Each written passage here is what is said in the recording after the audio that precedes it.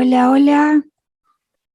Bueno, todos los saludos de Posadas, de Colombia, Ecuador, Perú, mucha gente. Judith, como podés ver, nos está acompañando hoy. Eh, bueno, hoy nos va a acompañar la licenciada Judith Friedman. Judith es kinesióloga, trabaja en el Hospital Pediátrico de Malvinas y en el IREP. En el IREP, sí, en el IREP.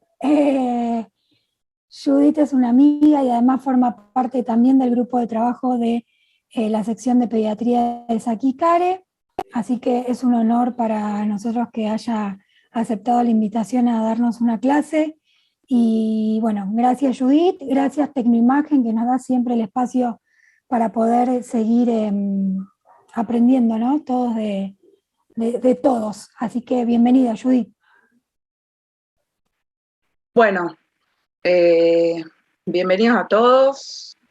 La idea de hoy es comenzar a hablar sobre el abordaje kinésico de niños y niñas con traqueostomía. Y digo, bueno, comenzar a hablar porque las charlas van a estar en realidad divididas en dos partes. Hoy vamos a comenzar con la parte 1, que sería abordar los primeros momentos en AUSIP de nuestros pacientes traqueostomizados. En realidad sería los primeros momentos, incluso los momentos previos a que nuestros pacientes se traqueostomizan, que seguramente tenemos mucho que ver en esos primeros momentos, en la selección de la cánula de traqueostomía, incluso en los momentos, en la indicación, capaz en la discusión, en qué por qué y en qué momento un paciente se puede traqueostomizar. Y después, un segundo momento, vamos a abordar las posibles complicaciones ¿sí? Asociadas a la traqueostomía de nuestros pacientes. Entonces, bueno, como les comentaba, estas dos próximas clases que van a venir, va a ser la clase, la charla de hoy, va a ser, vamos a abordar más que nada los temas que están a la izquierda, digamos, de la filmina, que sería la técnica quirúrgica más usada en la población pediátrica, las indicaciones de traqueostomía, las cánulas de traqueostomía en relación a las características y a la selección más adecuada, el primer cambio de cánula, sí que hacemos, obviamente, en general los chicos están internados en la unidad de cuidados intensivos, y por último, como les comentaba, las complicaciones y emergencias relacionadas con las cánulas de traqueostomía.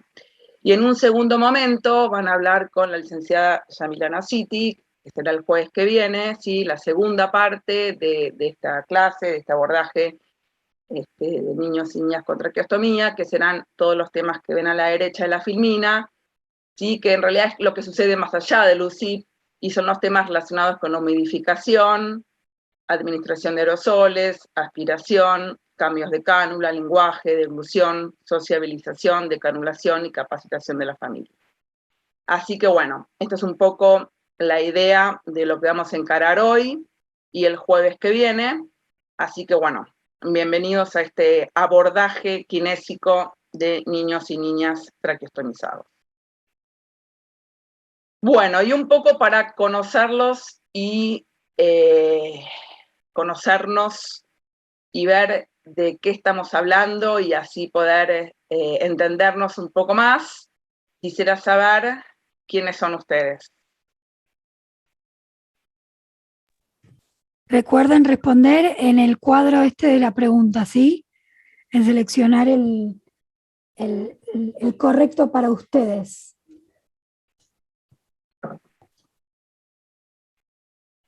¿Estamos? Ahí va. Bueno, la mayoría son kinesiólogos con... bueno, bien, la mayoría tiene pacientes pediátricos. Bueno, hay de todo un poquito igual. Perfecto, genial. Bueno, close acá, entonces entiendo. Y la segunda pregunta es si trabaja habitualmente con niños traqueostomizados.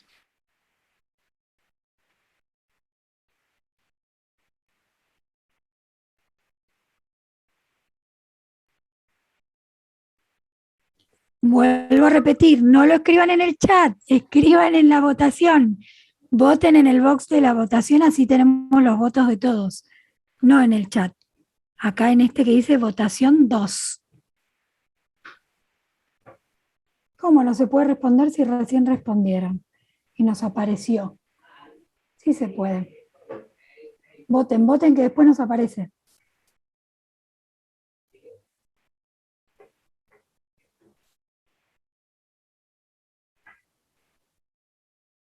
Miren cómo se pudo. Apareció. Bueno, genial. La mayoría sí, pero hay varios que no. Bueno.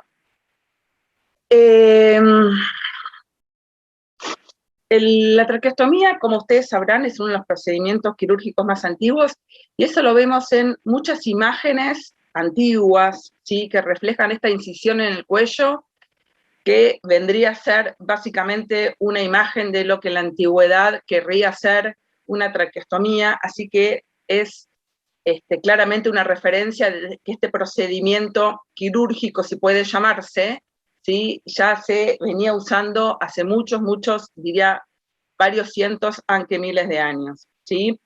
Y si hablamos en lo que es la actualidad, la realidad es que las recomendaciones son internacionales y se basan más que nada en lo que son consenso de expertos. Si lo que vamos a lo que es el consenso en nuestro país, la Sociedad Argentina de Pediatría, ¿sí? La SAP, hizo un consenso en el año 2016 en el cual los que formamos parte del grupo de trabajo de kinesiólogos dentro de la Sociedad Argentina de Pediatría formamos parte de este consenso. Lo pueden leer, son son estos consensos que están, digamos, de libre acceso en la web. Es el único consenso, digamos, que existe en nuestro país sobre el cuidado de niños con traqueostomía, y como les cuento, se trata, digamos, de todos los cuidados, es un consenso multidisciplinario sobre los cuidados de niños con traqueostomía. Si vamos un poco a la historia, ¿sí? De este procedimiento, se puede ver que hay una profunda transformación de esta técnica que, como les cuento, tiene varios miles de años, ¿sí? Y básicamente ha habido grandes transformaciones porque antaño la realidad es que las indicaciones eran bastante imprecisas y había una gran mortalidad alrededor mismo de la técnica como del posoperatorio, y la realidad es que hoy en día las indicaciones son bastante precisas y las complicaciones por suerte se han ido reduciendo y cada vez son menos. Sin embargo, sí, lo que antes era un procedimiento de urgencia y generalmente estaba asociado a obstrucciones de vía aérea superior y se asociaba, digamos, estaba vinculado a una duración bastante corta, ¿sí? En la actualidad es un procedimiento electivo, programado, pero, ¿sí? Lamentablemente es de larga duración y de alguna manera ha surgido una entidad, ¿sí? Que podemos llamar los niños dependientes de tecnología, entre otras cuestiones, ¿sí? Que, digamos, entre otras dependencias de tecnología, están los niños dependientes de una traqueostomía, que de alguna manera nos obliga a un manejo y un seguimiento multidisciplinario. Si vamos a la historia de la traqueostomía, vemos que la primera traqueostomía pediátrica, fíjense la cantidad de años atrás que fue, en el año 1630, ¿sí? Y después hubo como un boom de traqueostomías pediátricas que fue con digamos, la epidemia de la difteria. La difteria, digamos, básicamente se trataba de una pseudomembrana que había alrededor de la laringe, que bueno, obviamente esto obstruía la vía aérea superior de los niños, así que bueno, ahí hubo como un boom de traqueostomías infantiles. Y bueno, después desde el siglo XVI al XIX, como les contaba, estuvo básicamente reservado el tratamiento de urgencia en las secciones relativas a la vía aérea superior, y ya a partir del año 1900 en adelante, el que, digamos, modificó y mejoró y estandarizó la técnica fue Chevalier Jackson, y en realidad de ahí en adelante ha disminuido bastante toda la morbilidad postquirúrgica y los cuidados postoperatorios. Bueno, como bien sabemos, el propósito de la traqueostomía es establecer una vía aérea estable y segura, ¿sí?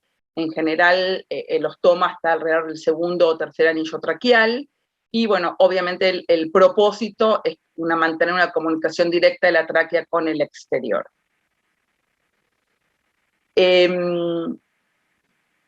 La apertura quirúrgica de la tráquea, y recalco esto de quirúrgica y ahora vamos a ver por qué, ¿sí? Se realiza mediante la colocación de una cánula, ¿sí? Que como contaba recién, va a ser de intermediario entre la vía aérea inferior y el exterior, y debido a las características de la tráquea, ustedes saben que en los niños todo el tejido cartilaginoso está en crecimiento, ¿sí? No se realiza una ventana, ¿sí? Sino que lo que hace es una incisión vertical, justamente para evitar un segmento estenótico en este cartílago en crecimiento, ¿sí? Entonces solamente se hace una incisión vertical, y esto es un punto importante que vamos a luego retomarlo bastante más adelante, pero es un punto a considerar. Fíjense que se realizan unos puntos de reparo, ¿sí? Entre la tráquea a la piel. Si se fija la tráquea a la piel, acá lo pueden ver en el procedimiento quirúrgico, y esto es un punto importante, ¿sí? Más que nada tener en cuenta por si se llega a decanular accidentalmente nuestro paciente, sobre todo en la primera semana postquirúrgica, ¿sí? Generalmente se toma como 5 a 7 días, lo vamos a ver más adelante, el tiempo en que se considera necesario para la tunelización del trayecto traqueocutáneo. Esto es en el que uno puede estar seguro, en el que puede realizar un cambio de cálculo de traqueostomía con cierta seguridad de que no va a perder, ¿sí? el trayecto.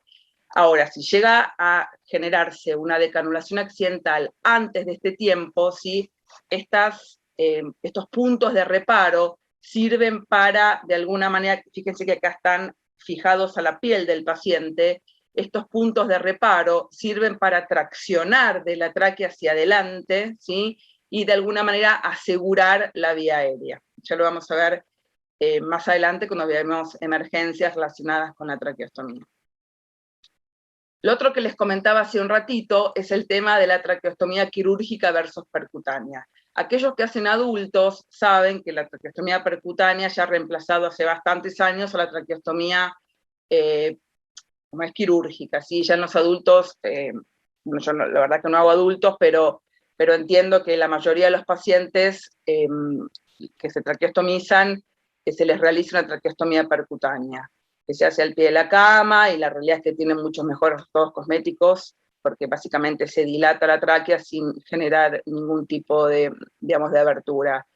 La realidad es que la traqueostomía percutánea en los niños es muy rara, les diría que en nuestro país prácticamente no se realizan, y esto es básicamente debido a las características de la vía aérea en los niños.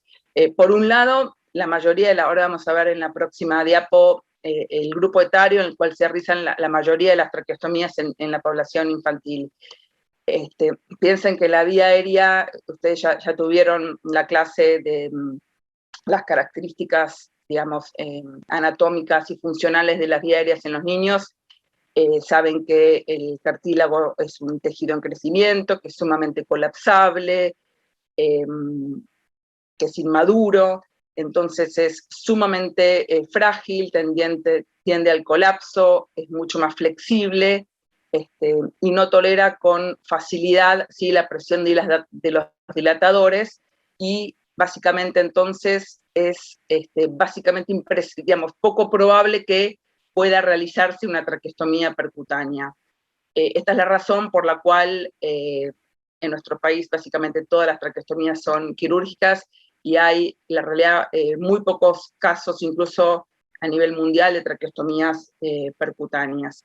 Y por otro lado, esto que les comentaba recién, de las suturas que se realizan para, en caso de perder la vía aérea en la primera semana, obviamente no podrían ser realizadas en caso de una traqueostomía percutánea, así que sería mucho más letal una decanulación accidental en el caso de tener una traqueostomía percutánea.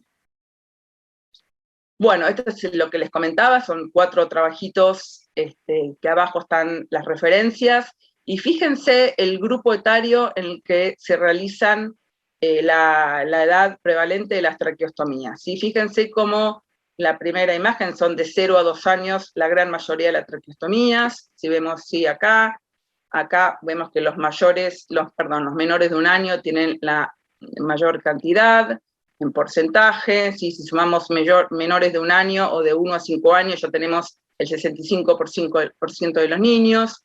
Si vemos esta de aquí abajo también, de 0 a 2 años, creo que es prácticamente el 95% de los niños. Y en esta última vemos que también, ¿sí? Si tomamos más o menos de hasta el primer año de vida, o incluso un poquito más, también tenemos el gran porcentaje de las traqueostomías en la edad infantil. Bueno, vamos un poquito a las indicaciones de la traqueostomía. Como vimos en las profundas transformaciones que se hacían en estos milenios de años que hay traqueostomías, la realidad es que las indicaciones se han ido haciendo cada vez más precisas y la realidad es que esto es así. Vamos a agrupar las indicaciones en 3 grandes grupos, valga la redundancia.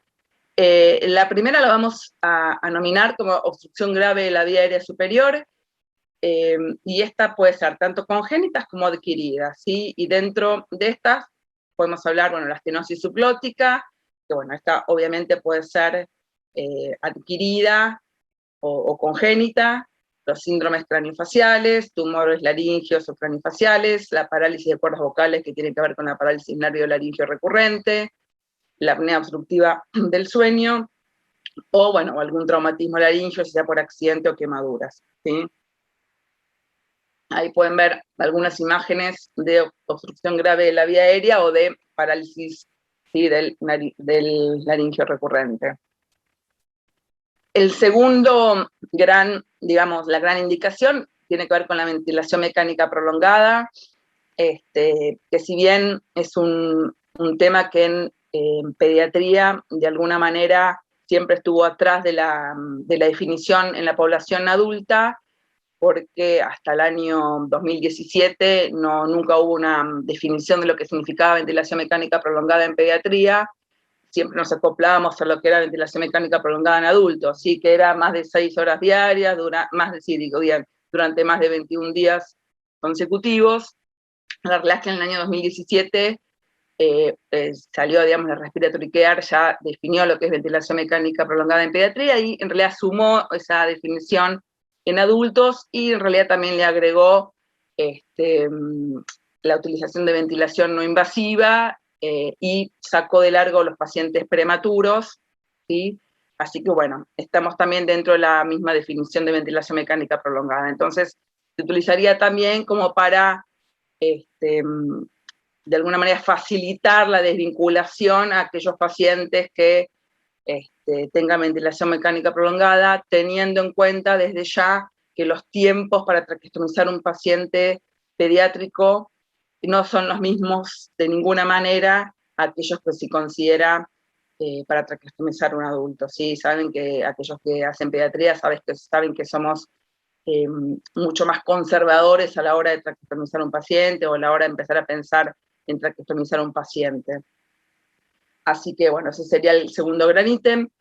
Y el tercer ítem tiene que ver con aquellos pacientes que no protegen la vía aérea, ya sea porque tengan alguna enfermedad de base o neuromuscular o alteración del sistema nervioso central, y por ende estén afectadas los reflejos protectores, ya sea de deglución, de tos efectiva, bueno, o algún reflejo protector que impida, ¿sí? el correcto protección de la vía aérea. Así que bueno, estos son los 3 grandes indicaciones de traqueostomía. Bueno, esto es una cánula de traqueostomía, en realidad para aquellos que la conocen acá tenemos cada una de las partes, capaz la única consideración en relación a los que hacen adultos es que van a ver que el cuerpo de la cánula, ¿sí? Tiene un solo tubo, ¿sí? Básicamente, y esto tiene que ver con el pequeño diámetro que tienen las cánulas de traqueostomía, sobre todo en los niños más pequeños. Aquí quedan, obviamente, los adolescentes, ya vamos a verlo en un ratito, los adolescentes son los únicos que pueden llegar a tener una endocánula, porque obviamente utilizan un diámetro mayor de cánula. Pero bueno, acá están las diferentes partes constituyentes de la cánula. Todos, a pesar de ser más pequeñas, tienen un conector universal de 15 milímetros, que eso los adapta a cualquier o conector o lo que fuera, así para ventilación mecánica o para un HME o para lo que fuera. En las aletas de sujeción, ¿sí? Es donde siempre va a estar, como vamos a ver en un ratito, la información acerca del tipo de cánula. Y bueno, acá vemos una cánula con balón y sin balón, como vamos a ver dentro de un ratito, con el balón testigo, ¿sí? Bueno, estas son las cánulas de traqueostomía.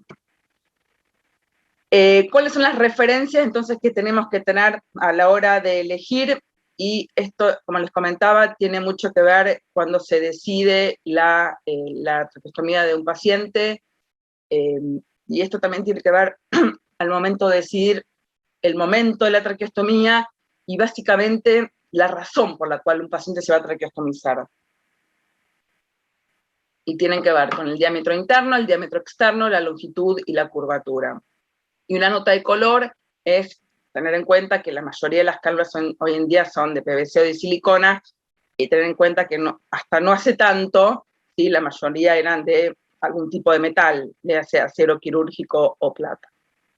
Pero bueno, vamos a las referencias, ¿sí? Que nos van a guiar acerca de cuáles son, ¿sí? el tipo de características que tenemos que tener en cuenta al momento, ¿sí? de la selección correcta de la cánula que tenemos que elegir. Y vamos a un caso clínico puntual que puede llegar a ocurrirnos en cualquiera de las, si trabajamos en una terapia, en cualquiera de nuestros lugares de trabajo. Tenemos un paciente de 1 mes de edad, 3,5 kilos, con diagnóstico de parálisis de cuerdas vocales, ¿sí? O sea que tiene parálisis recurrencial, confirmada luego endoscopía respiratoria. Por ese motivo se decide programar cirugía para traqueostomía. De acuerdo a la edad, peso y patología del paciente, ¿sí? Vamos a elegir una cánula 3,5 sin balón. Entonces, obviamente, nosotros, ¿sí? Kinesiólogos, nos comunicamos con el servicio de farmacia y le pedimos, mira, tal paciente va a entrar a quirófano, te voy a pedir una cánula 3,5 sin balón, ¿sí? Entonces el servicio de farmacia me pregunta, ¿qué necesito? ¿Si una cánula 3,5 pediátrica o neonatal? Ay, me escribieron Judith mal, Judith va con I latina. Me pregunta si necesito una cánula pediátrica o neonatal. Entonces la pregunta es, ¿sí? Que ustedes tienen que contestar. En realidad, si el diámetro interno de ambas cánulas es 3,5, es lo mismo, que me traigan cualquiera, porque como es el ID, el diámetro interno es 3,5, me da lo mismo, que me traigan cualquiera de las dos. Esa es la opción 1. La opción 2 es, la cánula neonatal es más angosta. La opción 3 es 3,5, ¿no? La opción 3 es, la cánula neonatal es más corta, y la opción 4 es, la cánula neonatal es más corta y más angosta.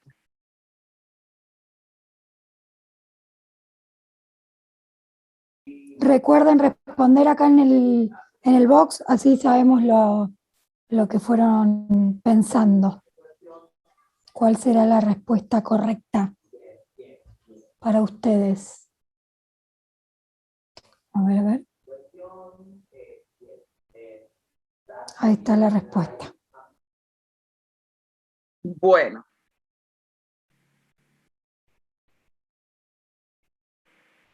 Ahora vamos a ver la respuesta a la pregunta. Como dijimos hace un ratito, en la aleta de la cánula, ¿sí? El ID, que es el diámetro interno, es el que determina el tamaño de la cánula, ¿sí? Entonces, si viene un paciente por guardia, o yo soy nuevo en un lugar, o viene un paciente que yo desconozco y necesito saber qué tamaño de cánula tiene, me tengo que fijar siempre en la aleta, y ahí voy a ver el ID y el OD. La que determina el tamaño de la cánula siempre es el ID, ¿sí? El ID es el que determina el tamaño de la cánula. O sea que este paciente tiene un ID, un tamaño de cánula 3,5, ¿sí? Bien, ahora, ¿qué pasa con las cánulas neonatales? Son equivalentes en diámetro a las pediátricas, o sea, un una cánula ID 3,5 y una cánula neonatal ID 3,5, el ID es el diámetro interno. Eso quiere decir que las dos van a medir 3,5 milímetros. Ahora, ¿en qué varían las cánulas neonatales? En que son más cortas. Fíjense, estas dos cánulas que están acá, las dos son 3,5.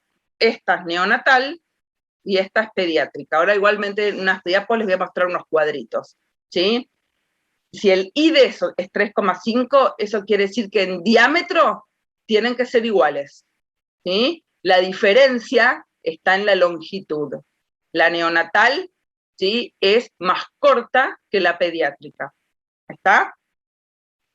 Bueno, ¿qué pasa con los adolescentes? Bueno, que obviamente tienen cánulas más grandes, ¿sí?, con mayor ID, y eso hace posible que tengan, que sea, digamos, bitubular, que tenga una cánula, una endocánula dentro del cuerpo de la cánula, sí, eso, bueno, va a permitir mayor limpieza y demás, ¿sí?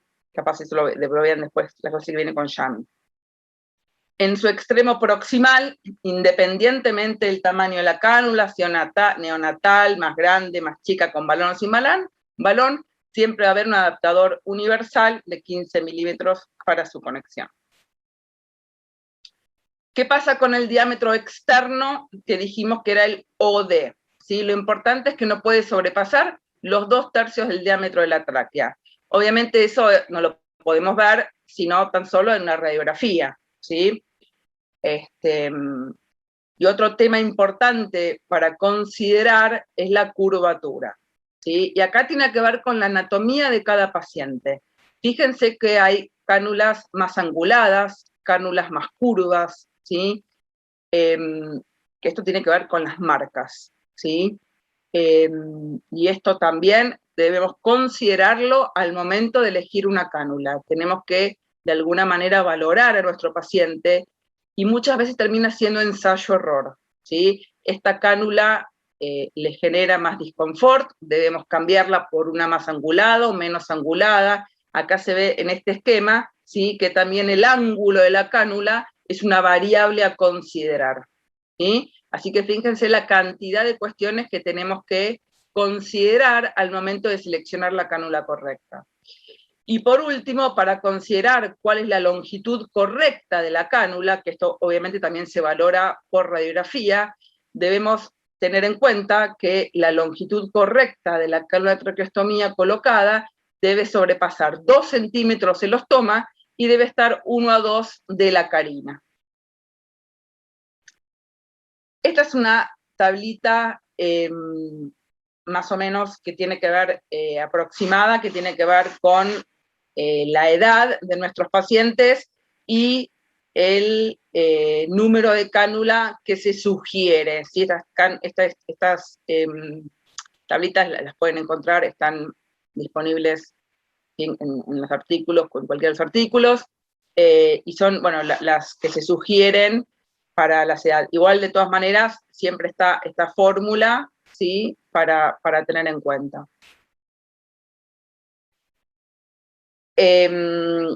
Otra de las cuestiones a considerar, ¿sí?, además de en relación a la cánula neonatal y la pediátrica, que ya charlamos que la cánula neonatal es más corta que la cánula pediátrica, es tener en cuenta que existen cánulas que son más largas, ¿sí?, o sea, a igual diámetro, pero que son más largas, y que esto ocurre cuando necesitamos bypassear, ¿sí?, pasar, digamos, porque hay alguna estenosis o algún elemento que necesitamos traspasar en la vía aérea de un paciente, ¿sí? Entonces, fíjense que acá tenemos 2 cánulas pediátricas, pero la PDL es más larga que la pediátrica. Fíjense, esperen un segundo que voy para adelante, pues vuelvo para atrás.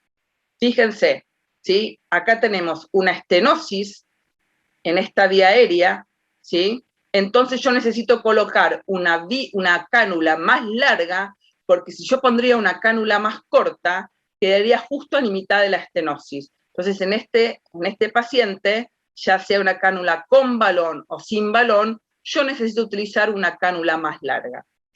Vuelvo un segundo para atrás. Fíjense este esquemita, este cuadrito, que un poco nos va a ayudar a unir algunos de los conceptos que estamos hablando. Fíjense si yo comparo una cánula, por ejemplo, 3,5 neonatal, ¿sí? Obviamente, si es 3,5, el diámetro interno va a ser 3,5, ¿sí? Siempre. Ahora, ¿cuánto mide de largo? Mide de largo 32 milímetros. Ahora, voy a una 3,5 pediátrica. Si tiene 3,5, obviamente, ¿cuánto mide? 3,5. Ahora, ¿cuánto mide de largo? 40. Acá, entonces, confirmamos, ¿sí?, que la 3,5 neonatal mide de largo 32, se me da la flecha, versus los 40 milímetros que mide la pediátrica. Obviamente, a igual ID. Ahora vamos a comparar, por ejemplo, una cánula 5 pediátrica, cuyo ID, obviamente, es 5, y mide de largo 44. Y vamos a una cánula 5, pero larga, cuyo ID, obviamente, 5, pero ¿cuánto mide de largo? 50, ¿sí? Entonces, fíjense, 44 versus 50, que es esta, ¿sí?, la que les di de ejemplo en este caso. ¿Está? Entonces, si necesitamos, por ejemplo, una cánula para este tipo de pacientes, tener en cuenta que ¿sí?, las diferentes marcas contienen este formato de cánula más larga. ¿Qué pasa con las cánulas fenestradas? La realidad es que las cánulas fenestradas tienen fenestras, que son orificios que permiten la fonación, en aquellos con varón obviamente hay que desinflarlo primero, pero la realidad es que son poco usadas en pediatría, básicamente por el riesgo que generar tejido de granulación en la mucosa de la vía aérea. Estos orificios lo que permiten obviamente es el paso del flujo de aire por estos orificios, ¿no? El paso translaríngeo de flujo de aire.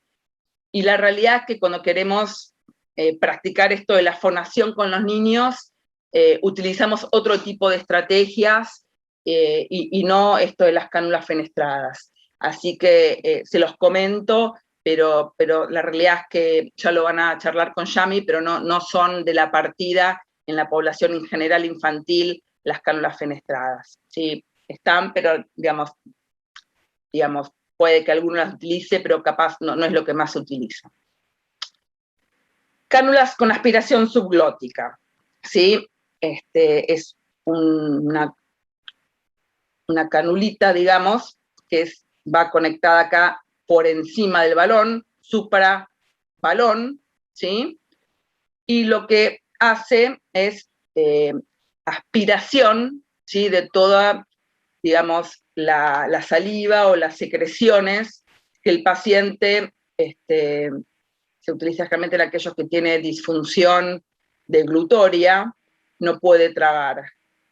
Lamentablemente, este tipo de cánulas solamente está disponible para, de acuerdo a las diferentes marcas, a partir del las cánulas número 5 o 6. La realidad es que cuando las necesitamos para cánulas más pequeñas, las hacemos de manera casera, porque lo que hacemos es pegar una sonda de aspiración, digamos, la pegamos desde suprabalón hacia afuera, ¿sí?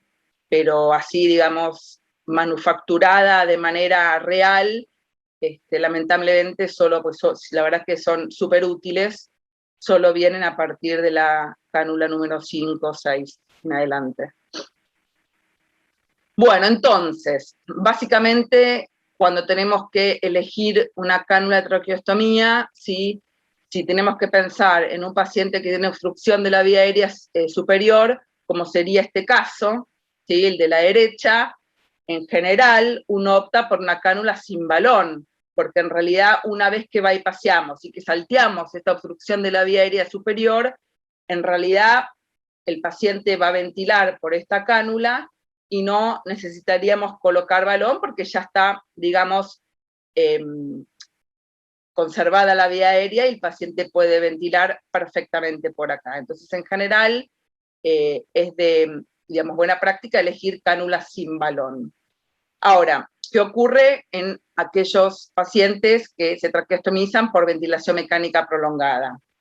Si vemos digamos, en la figura del medio, que tiene también una cánula sin balón, ¿qué ocurre? Si tenemos un paciente ventilado con una cánula sin balón, probablemente, ¿sí?, fugue mucho pericánula, ¿sí?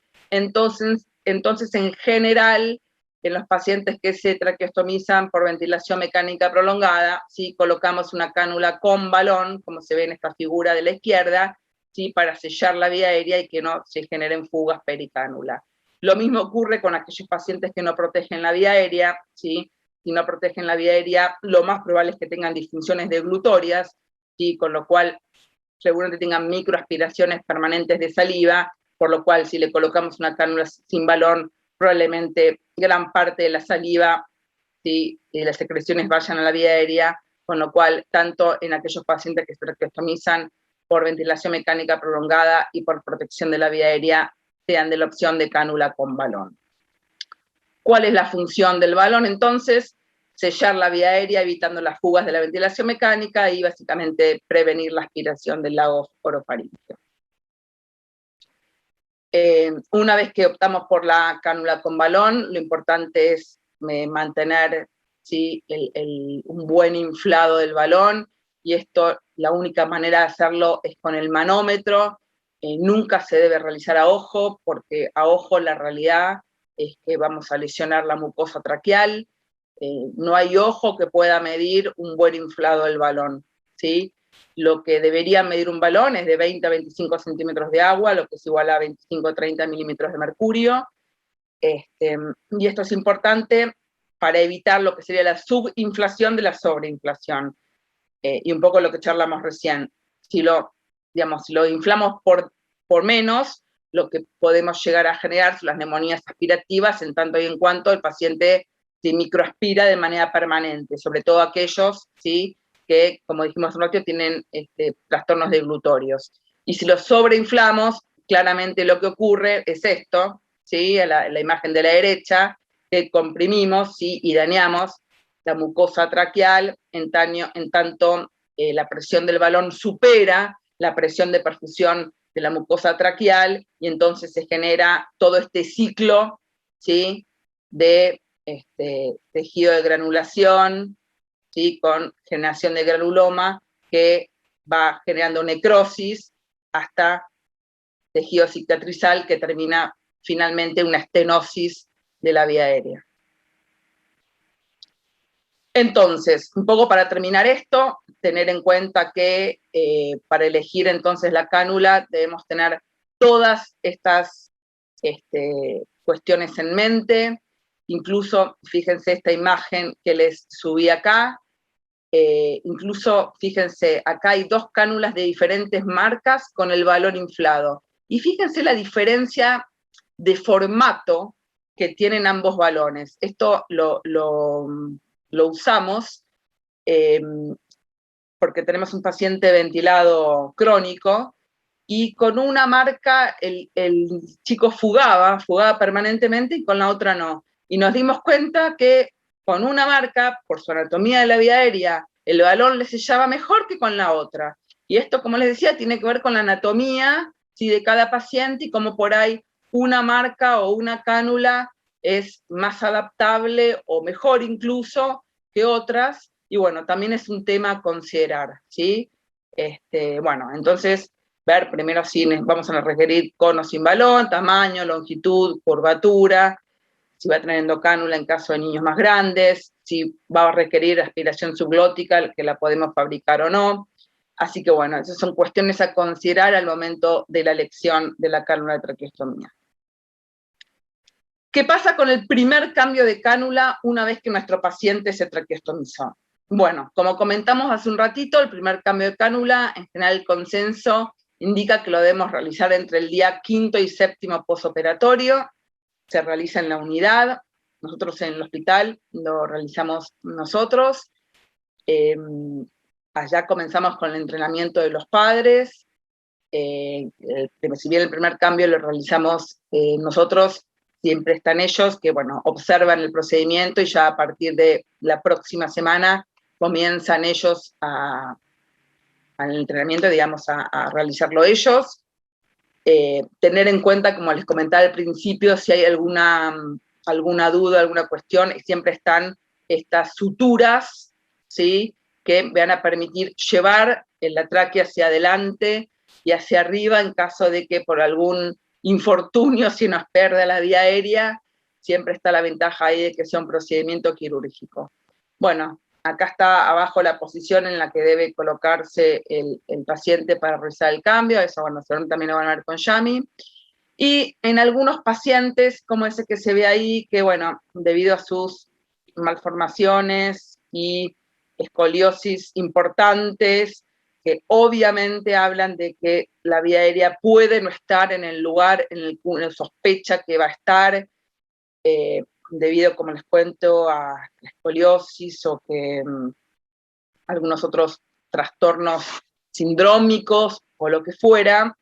Si hay alguna duda acerca de la vía aérea, tenemos algunas, digamos, estrategias que podemos tomar en cuenta a la hora de realizar tanto este primer cambio como futuros cambios, que ya sean utilizar el obturador, ¿sí?, colocado dentro de la cánula, que hace las veces ¿sí?, de mandril, o utilizar una sonda de aspiración, bueno, que tenemos que cortarle obviamente el interruptor, ¿sí?, o sonda nasogástrica, y entonces la colocamos sobre la sonda, sobre la cánula, digamos, que está colocada. Sobre esa cánula desenebramos la que está colocada, la vieja, dejamos colocada la sonda, que ya nos va, digamos, dejar el trayecto puesto, y con esa sonda colocada en la tráquea, enhebramos la nueva, ¿sí? Ahí tenemos menos, digamos, inconveniente en perder el trayecto, ¿sí?, tráqueo-cutáneo.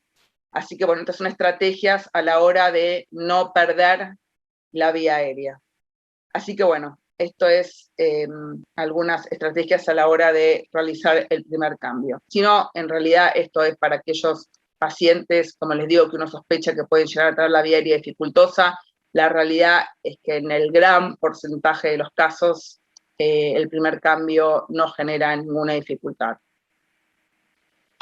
Esto que les muestro acá, capaz ya lo han visto un montón de veces, esta imagen en amarillo, es la información que se coloca en la cabecera del paciente, que lo coloca un proyecto nacional de seguridad de la traqueostomía del Reino Unido, y me parece muy, muy piola, un poco para que estemos todos atentos sobre un paciente que tiene una nueva traqueostomía o aquel que tiene una traqueostomía, y ahí están todos los datos acerca de justamente este tipo, qué número de cánulas, tiene una vía aérea dificultosa, las fechas y cambios que ha tenido, o todos los datos relevantes a la vía aérea o cánula del paciente, ¿sí?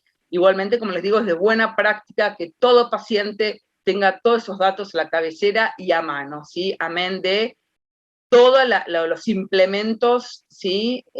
Y todos los insumos y cuestiones que uno pueda llegar a necesitar, siempre a mano y cerca de la cama del paciente. Bueno, vamos a empezar entonces con lo que sería las complicaciones y emergencias relacionadas con la traqueostomía, que de acuerdo al momento en que se dan, los vamos a dividir en precoces o tardías, y esto es en relación al posoperatorio. Precoces serían hemorragia, descanulación accidental, enfisema subcutáneo, neumomediastino, neumotórax, fístula traqueosofágica, y bueno, lesión del nervio laringio recurrente.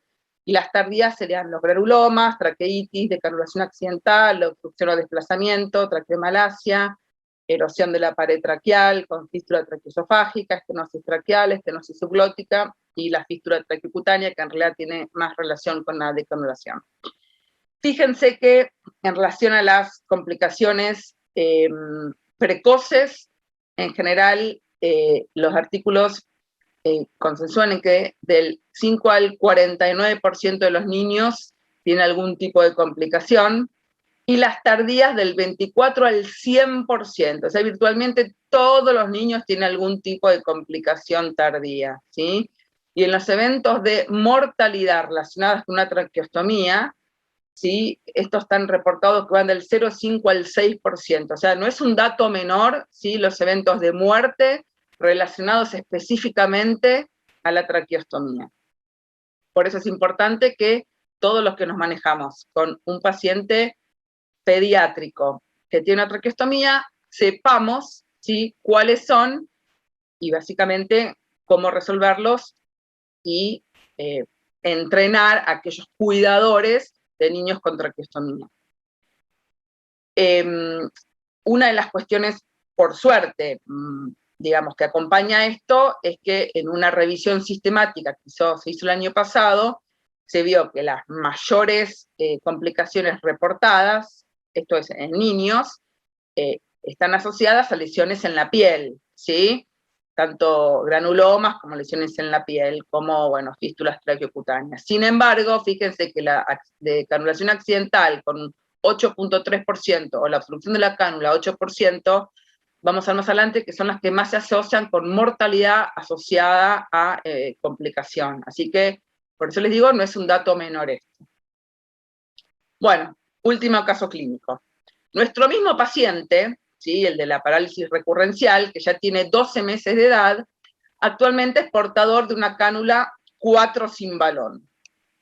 Resulta que este chico ya se fue a la casa, pero ingresa a la guardia, ¿sí?, porque la mamá lo trae a la guardia, y nos llaman y simplemente lo observamos, y a la inspección observamos lo siguiente: regular a mala mecánica ventilatoria, lo escuchamos llorar, viene alguien y lo intenta aspirar, porque asume que debe tener secreciones en la cánula, y le cuesta introducir una sonda de aspiración por la cánula, alguien lo toca y percibe crepitación, ¿sí?, enfisema subcutáneo, y en el momento en que la persona que lo aspira observa y ve sangrado proveniente de la cánula.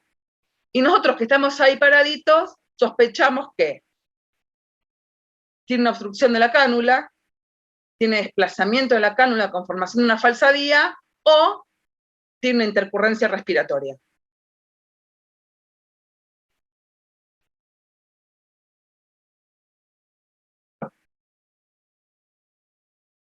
A ver, para ustedes, ¿qué será? ¿Qué puede ser? Todos los síntomas. Ahí tenemos la respuesta. Muy bien. Bueno, lo dejamos ahí y lo vamos retomando. A ver si esto me pasa ahora. No, no me pasa. Qué macana, che. Bueno, voy y vengo. Dale. Vamos a empezar a ver rápidamente todos las diferentes complicaciones y emergencias que se van a ir asociando, ¿sí?, al cuidado de la cánula, ¿sí?, y cómo pensarlas y solucionarlas. Obstrucción de la cánula, ¿sí?, que es una que básicamente todos los niños, o la mayoría de los niños, en algún momento lamentablemente tiene. ¿Qué es lo importante que debemos tener en cuenta con esta complicación? Y es esta palabra que es súbito, ¿sí? Y eso lo va a diferenciar de una intercurrencia respiratoria. ¿Por qué? Porque a diferencia de la intercurrencia respiratoria, que es mucho más tórpida, que es de comienzo más evolutivo, un niño que viene ventilando básicamente de manera regular, comienza súbitamente, ¿sí?, con dificultad respiratoria. Y entonces, otra de las cuestiones que vamos a ver es que uno lo ve con más dificultad, intenta bolsearlo, ¿sí?, embucearlo, y tiene más resistencia al bolseo, obviamente limitación a la excursión torácica, a la auscultación, tiene limitación bilateral ¿sí? Del murmullo vesicular, lo veo cianótico, con músculos accesorios, con sed de aire. Si tiene un HME, un dispositivo de humidificador, lo debo retirar. Si tiene válvula fonatoria también. Como primera instancia, ¿sí? Voy a intentar desobstruirlo, debo instilar solución fisiológica, ¿sí? Intentar aspirarlo. Es de buena práctica, debemos sobrepasar el extremo distal de la cánula, porque yo les voy a mostrar dentro de unas filminas, unas imágenes con las cánulas obstruidas, y si yo no sobrepaso al menos medio centímetro de la longitud de la cánula, no me voy a asegurar de que esté perfectamente permeable, y voy a aspirar con movimientos giratorios a ver si el paciente, si tiene buen patrón de oxígeno, puede de alguna manera desobstruir la cánula. Ahora, si yo no logro esto, ¿sí? Rápidamente tengo que colocarlo en esta posición y preguntarme rápidamente, la traqueostomía, ¿es reciente? ¿Estoy dentro de cuántos días de posoperatorio? Y en este sentido, recuerden que habíamos charlado hace un ratito, que el tiempo prudencial para realizar el primer cambio era de 5 a 7 días.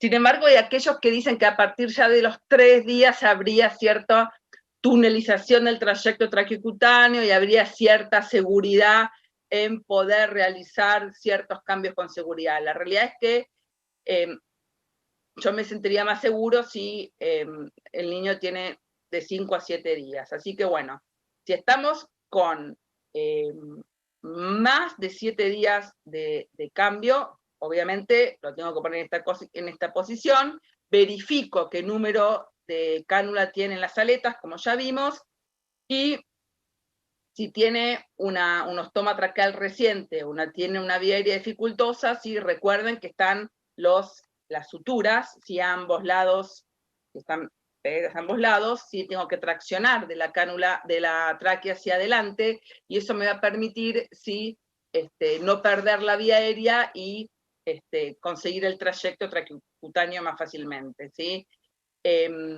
¿Por qué digo esto? Porque si el ostoma es muy frecuente, es muy reciente, es muy fácil irme hacia tejidos paratraqueales y generar una falsa vía. Y obviamente con esto generar hemorragia, neumotórax y demás. Por eso es importante el tema de estas suturas, que una vez realizado el primer cambio, ya se desechan, ¿sí? Ya hay que retirarlas. Entonces, el algoritmo que debo tener siempre es, como primera instancia, colocar el mismo tamaño de cánula que tiene el paciente. Si no puedo lograrlo, voy medio número más pequeño, ¿sí? Y si no, siempre puedo tener medio número más pequeño con guía. Obviamente, si el paciente tiene una cánula con balón, siempre puedo colocar una cánula sin balón, y ante, digamos, la dificultad para colocar una cánula, me aseguré la vía aérea. ¿Cuáles son las estrategias si el paciente tiene difícil recanulación? Bueno, las dos primeras ya las charlamos hace un ratito. Una es utilizar el obturador, ¿sí? Que hace las veces de guía, de mandril, y, digamos, de alguna manera endurece la cánula y hace más fácil la introducción. Por otra parte, para no perder lo que es la vía aérea, es utilizar una sonda, y de esta manera no pierdo el trayecto. Por otra parte, fíjense, la tercera imagen es enhebrar, ¿sí? Un tubo endotraqueal dentro de la cánula, y que este tubo sobrepase unos centímetros la longitud de la cánula, ¿sí? Y esto lo va a hacer mucho más firme, y de esta manera voy a poder enhebrar mucho mejor, ¿sí? Y ingresar la cánula. Ahora, si no pude de ninguna manera con todas estas estrategias, lógicamente lo que puedo hacer es ingresar un tubo, que es más fácil ingresar un tubo que una cánula. Ustedes no sé si logran ver, la cánula termina de manera redondeada, el tubo termina en bisel, ¿sí? Mucho más fácil ingresar un tubo en bisel que una cánula, ¿sí? Ingresa mucho más fácil. Así que ante la emergencia siempre puedo colocar un tubo, obviamente tengo que tener cuidado de no colocarlo todo, sino obviamente me voy al bronquio fuente derecho, así que ingreso un tubo y me aseguro la vía aérea. Si tampoco se puede colocar un tubo, puedo pensar en ventilar al paciente desde la vía aérea superior, en tanto y en cuanto el motivo de la traqueostomía de nuestro paciente no sea una obstrucción de la vía aérea superior. Si el paciente está traqueostomizado por una obstrucción, como se ve en esta imagen, de la vía aérea superior, lógicamente de nada me va a servir que yo lo ventile con una bolsa mascarilla, ¿sí? Entonces, si el motivo de traqueostomía de mi paciente es este último, lo que básicamente tengo que hacer es que por suerte ocurre muy contadas ocasiones, pero es bueno saberlo, es ventilarlo de esta forma, así como figura en esta última filming. Fíjense estas imágenes que yo les comentaba de obstrucciones de cánula, ¿sí? Veamos, por ejemplo, esta figura de acá. Si yo, que está tapada todo el extremo distal, o esta acá que por ahí se ve un poco mejor, ¿sí?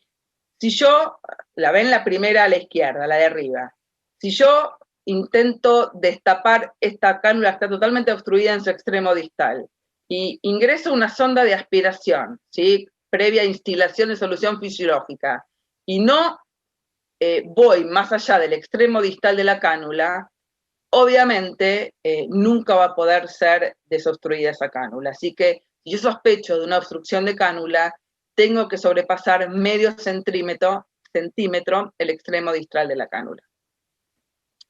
Bueno, segundo evento, la decanulación accidental, ¿sí? Bastante frecuente en niños, ¿sí? Y fíjense lo que dice este artículo, que tanto la decanulación accidental, ¿sí?, como la obstrucción de la cánula son los eventos líderes en muerte relacionada con la traqueostomía en pediatría, ¿tá?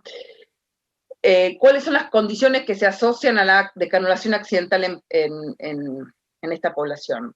En el estado mental alterado, el aumento de las secreciones, aquellos pacientes que se cambian constantemente la posición en la cama, o sea, los más movedizos, aquellos que no tienen sujeción adecuada de las manos y que se andan toqueteando y que obviamente no entienden consignas, ya sea por la edad o porque no tienen el sensorio, o una fijación inadecuada de la cánula de traqueostomía. Obviamente la decanulación accidental es una emergencia en un caso como este, en un caso de un paciente traqueostomizado, por ejemplo, con una estenosis subglótica, ¿sí? Si se decanula un paciente cuyo motivo de traqueostomía es una estenosis subglótica, obviamente va a ser un paro respiratorio y asociado a esto probablemente un paro cardiorrespiratorio, y esto es el motivo por el cual las decanulaciones accidentales son eventos relacionados con la muerte, ¿sí? Fíjense, acá está, digamos, este esquemita prorrateado en imágenes de la vía aérea de lo que implica, fíjense, una estenosis subglótica grado 3, fíjese la luz de la vía aérea es prácticamente nada, así que si pierden la tráquea, la traqueostomía, prácticamente esto colapsa y el niño se para ahí directamente. Bueno, ¿cuáles son los factores a tener en cuenta justamente para este evento? Sí, que es más frecuente en los lactantes y niños pequeños por la anatomía de su cuello, que es corto y grueso. Por este motivo debemos verificar diariamente la fijación y la tensión correcta de las cintas, que es que debe ingresar un dedo, prioritariamente, si la mano es muy grande, debiera ser un dedo meñique, ¿sí?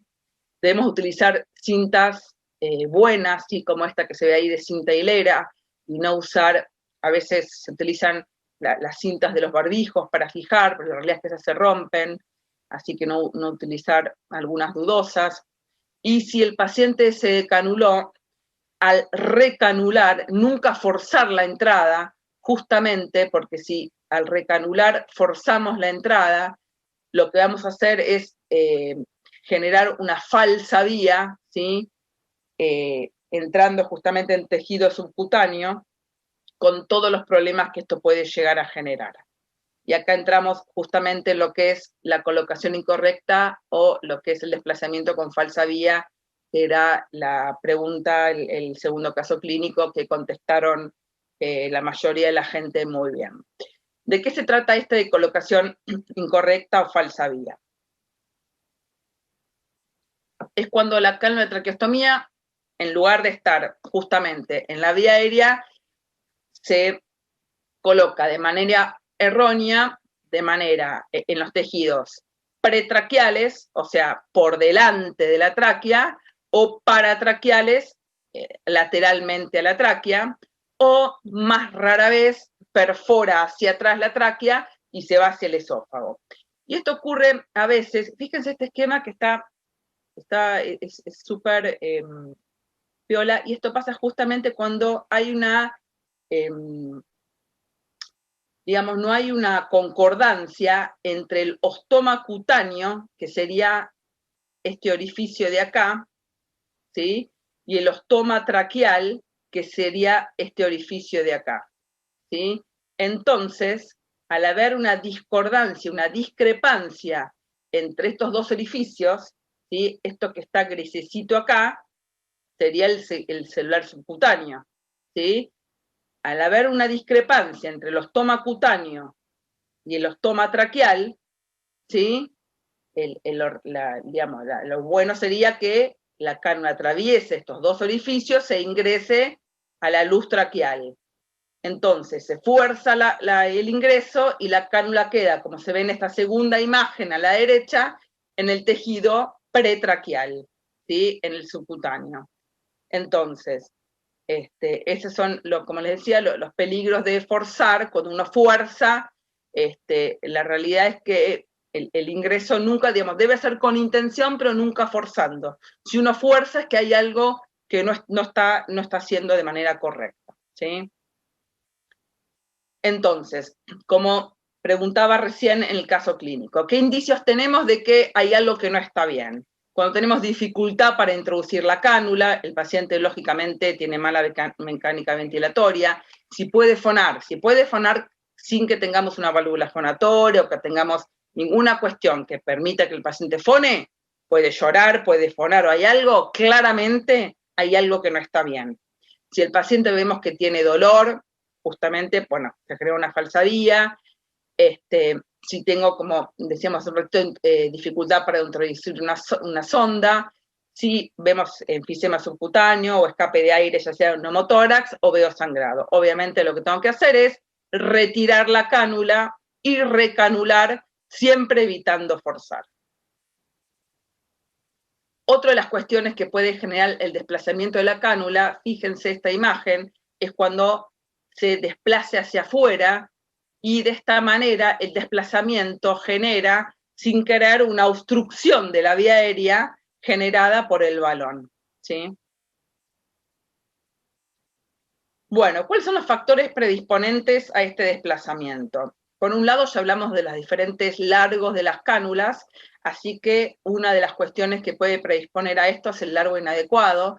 Por una parte, si la cánula es demasiado corta, puede generarse que, sobre todo por los pacientes que tienen el cuellito corto y grueso, que se cree una decanulación accidental y una falsa vía, y cuando las cánulas son demasiado largas, que se vaya, ¿sí?, como les contaba, al bronquio fuente derecho o que lesione la carina.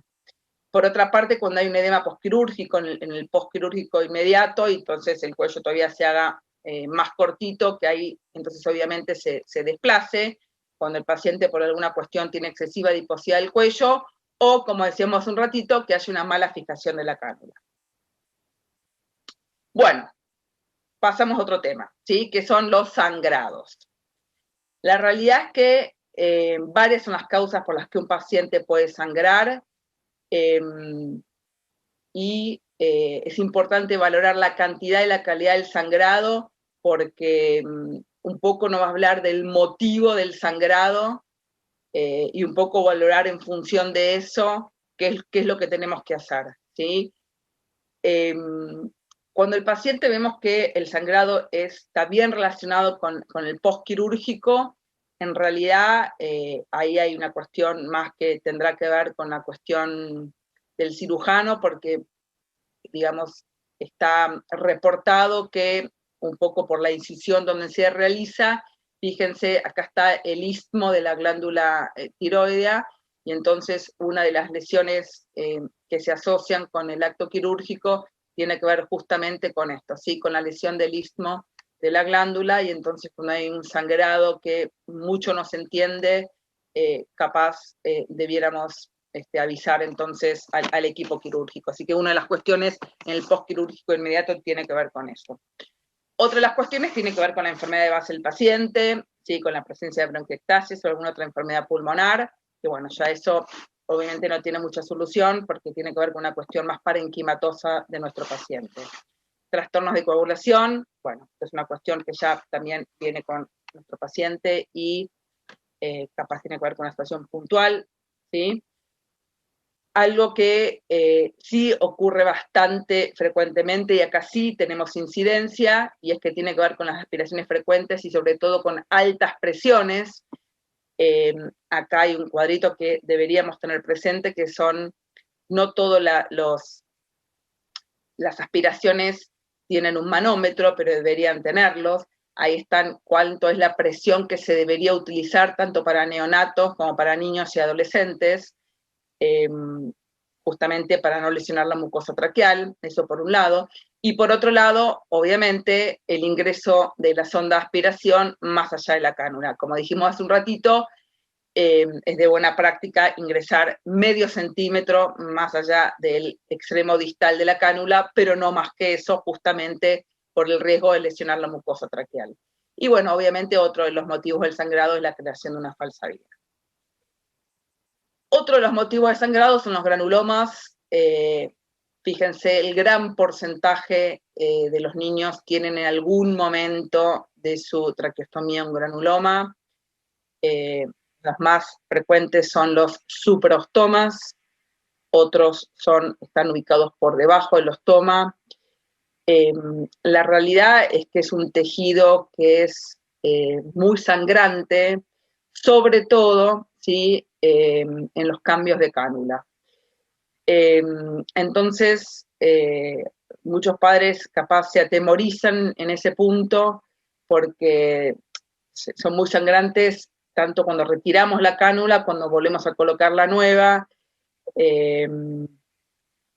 Entonces, en ese caso, muchas veces conviene tratamiento con nitrato de plata para evitar que sigan creciendo.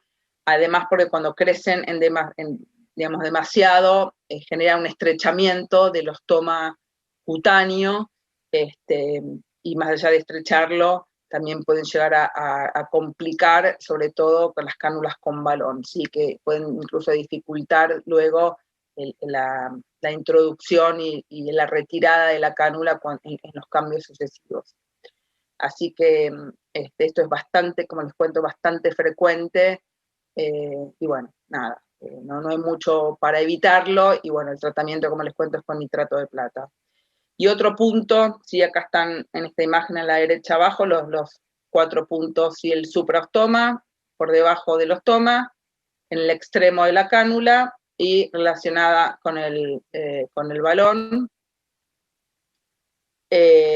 área, y bueno, las que están, digamos, dentro de la vía aérea serían, básicamente se tienen que tratar y visualizar con la endoscopía, y las relacionadas con el balón, nuevamente recordar que debemos tener las precauciones de utilizar el manómetro para no inflar de más, justamente por la rueda, como ya comentamos que se hace, si sobrepasamos la presión de perfusión de la mucosa traqueal, esto va a generar lesión de la mucosa con formación, sí, de tejido de granulación y demás, así que para evitar eso justamente debemos cuidar la lesión, el área del CAF y justamente el área de la mucosa traqueal.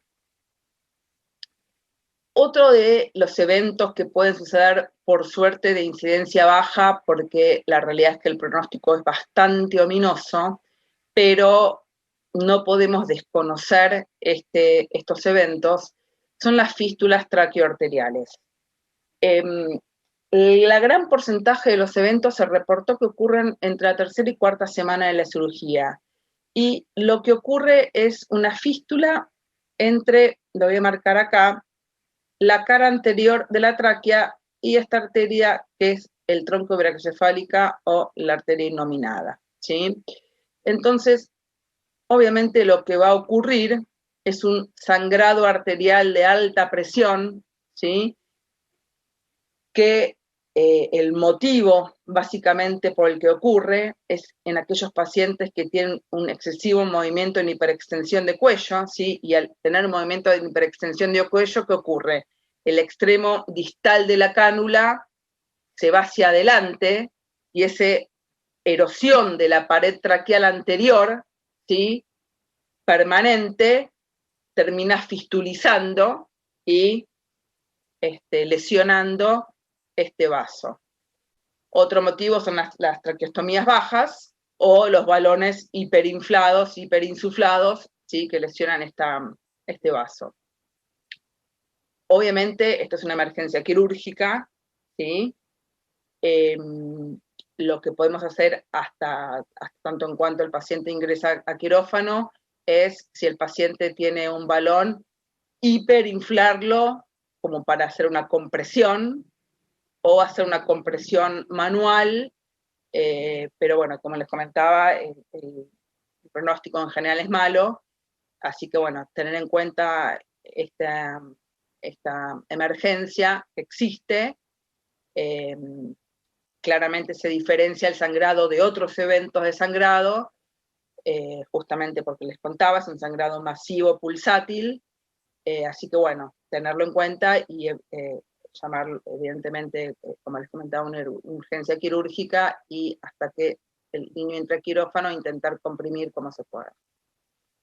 Bueno, y por último, otras complicaciones así rápidamente son la aspiración, básicamente relacionada con, digamos, la imposibilidad del buen ascenso laringio, ya que tenemos fijada la vía aérea por la cánula de traqueostomía y entonces el paciente tiene algún tipo de imposibilidad de ascenso laringio al momento del acto deglutorio, eso por un lado, o por compresión del esófago en aquellos niños que tienen balón. Entonces, bueno, vamos a tener un historial frecuente de infecciones o de babeo o de tos. Por otra parte, la fístula traqueoesofágica, que como se ve acá en el esquemita, la fístula ya sería hacia atrás, ¿sí? Hacia el esófago, y esto se asocia también a un balón hiperinsuflado, más la presencia de una sonda nasogástrica, y una punta de la cánula hacia atrás, sobre todo en cánulas cortas, que quedan con la punta hacia atrás, y entonces se genera nuevamente la lesión de la pared, que genera debilitamiento y termina fistulizando, ¿sí? Por otra parte, bueno, síndromes de escape de aire, que tengan que ver, bueno, ya sea el momento intraoperatorio, como, bueno, ya vimos cuando hay una obstrucción total o parcial de la cánula, o cuando hay una falsa vía o cánula mal posicionada. Erosiones de piel, bueno, esto, la realidad, todas estas imágenes que están ahí no deberían suceder. Fíjense esas imágenes de fijaciones de cánula, como han, más que lesionado, erosionado la piel, ¿sí? Las lesiones brutales que han generado en estos niños. La realidad es que esto no debería suceder nunca, ¿sí?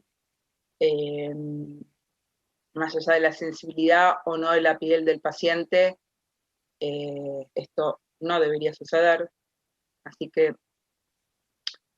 dentro de los cuidados de un niño de una piel de la traqueostomía, una de estas cuestiones es esto, el entrenamiento de padres o cuidadores. Por otra parte, la fístula traqueocutánea, que esto, como les comentaba, es más común en niños con traqueostomías crónicas, ¿sí? Y si persiste luego de 6 meses de ser decanulado, la realidad es que termina siendo quirúrgico. En general, cuando uno decanula a un paciente, a los 3, 4 días ya está cerrado el estoma, por ahí dura un poquito más, pero no debería, digamos, durar mucho más que eso.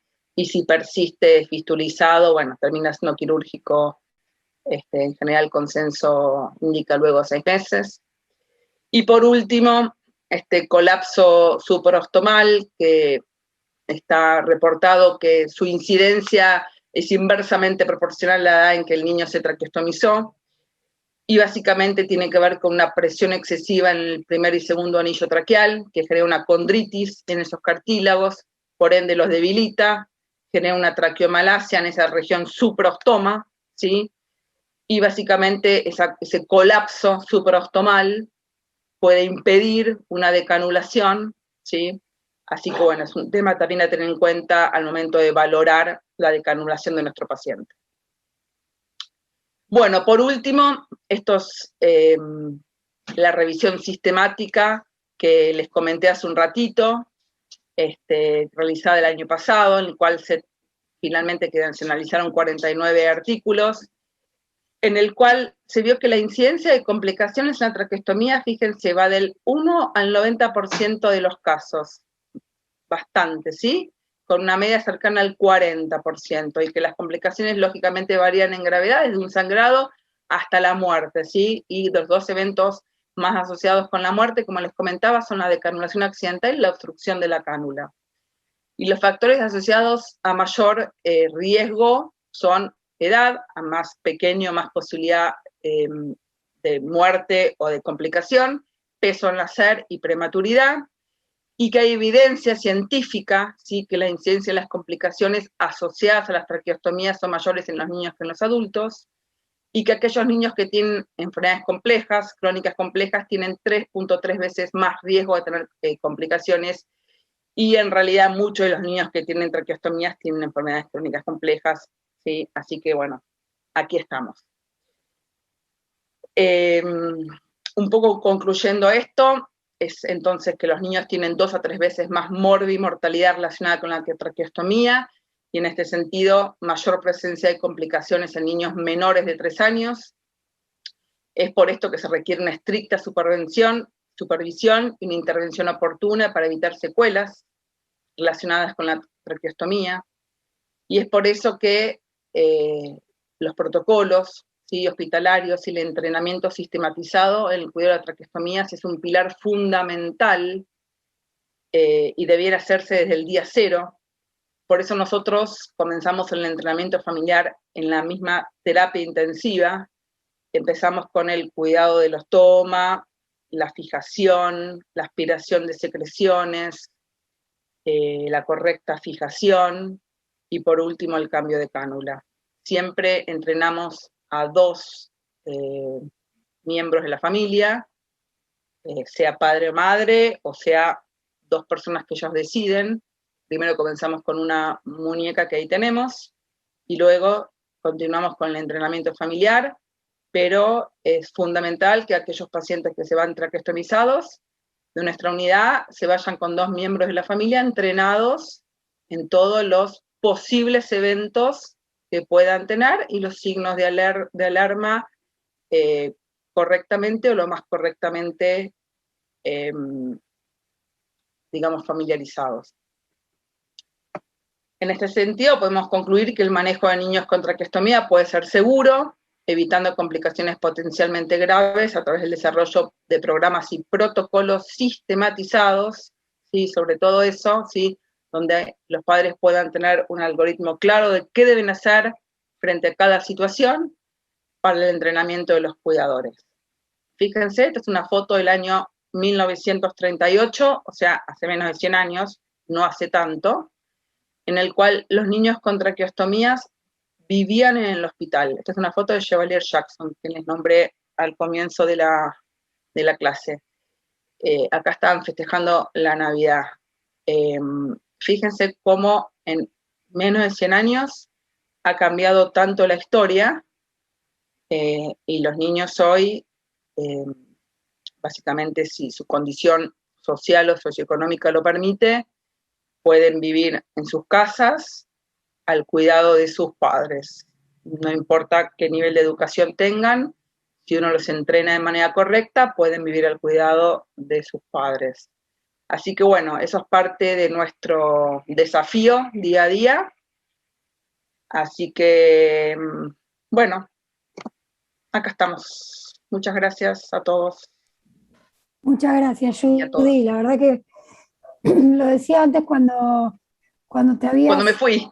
te habías ido, escucharte está buenísimo, sos súper clara, lo haces todo tan fácil que parece fácil.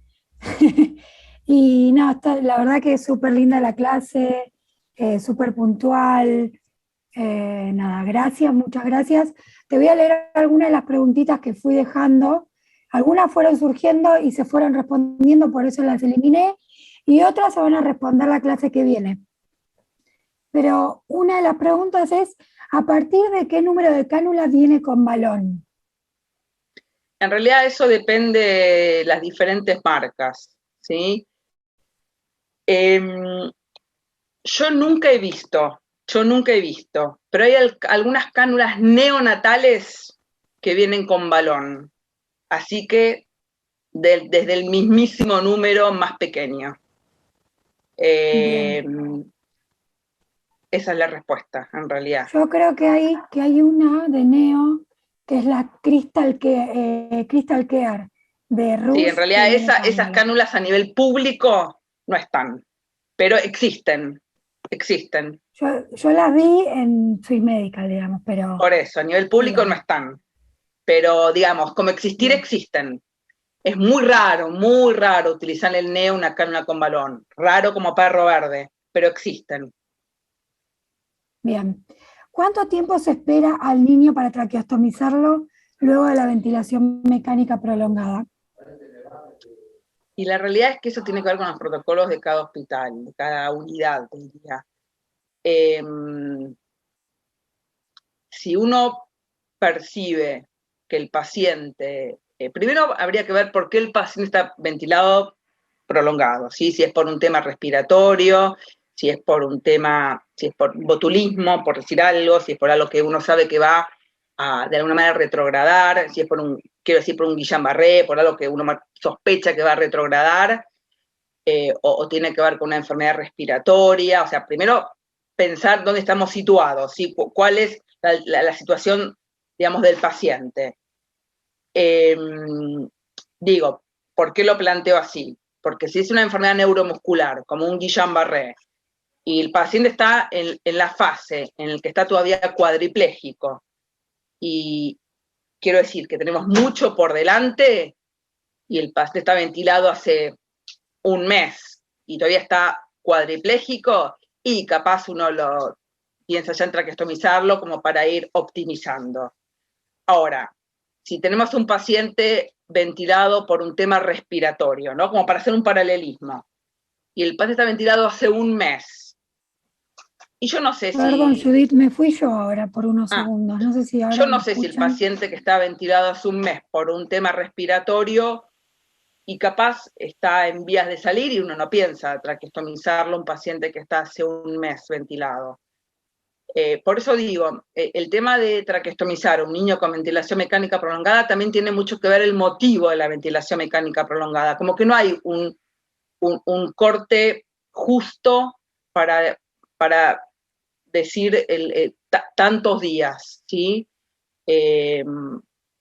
La realidad es que nosotros hicimos unos años un trabajito en el hospital, en la terapia de Malvinas, y nuestra media, pero te lo cuento por decirte a la que hizo la pregunta, nuestra media, tomando las 3 indicaciones, ¿sí? de tráqueo, nuestra media nos dio 50 y pico. Pero insisto, tiene mucho que ver con el motivo por el cual el paciente está ventilado. Si es una enfermedad neuromuscular, que en algún momento uno sabe que va a retrogradar, o es un motivo respiratorio, o por dónde viene el tema. Perfecto. Bueno, te liberamos, Judy, porque se hizo retarde y no queremos seguir alargándolo. Agradecemos a todos los que se quedaron del otro lado escuchando la super clase. Te están agradeciendo todos en el chat, que estuvo Bueno, muchas buenísima. gracias. Excelente la clase, gracias Judith. Así que, bueno, te saludamos, gracias a todos por quedarse del otro lado y a las chicas de Tecnoimagen que nos hicieron ahí de backup. Bueno, Gracias a gracias. todos. Chau, chau. Adiós, adiós.